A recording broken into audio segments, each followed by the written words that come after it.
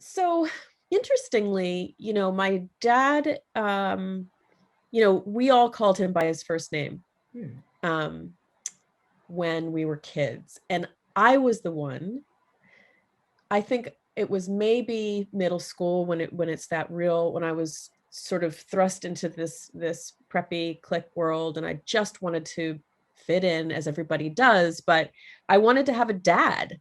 Like I wanted to be able to say my dad instead of Dave, because that's what we called him.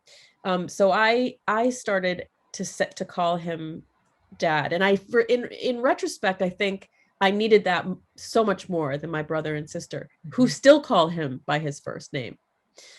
But the irony of that is we were never conventionally father and daughter. We were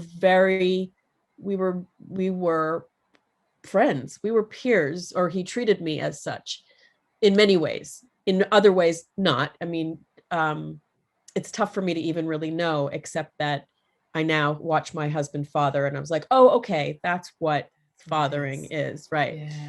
Yeah. So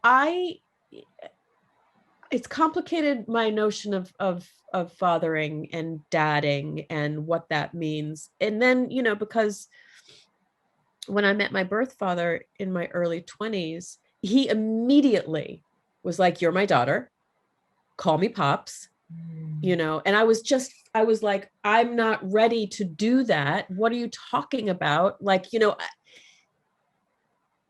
but I knew that was his instinct, and that there was something about us seeing each other, but him seeing himself in me. I mean, as you know, having read the book, he was raised in foster care. So, in and out of foster homes. And so that was it, for him. And he was it for me in many ways. Right. And so it's one of my deepest regrets that Kofi was never able to meet him before he died. But it was a complicated situation, because I didn't know how to receive his fatherness, that he was so ready to give me.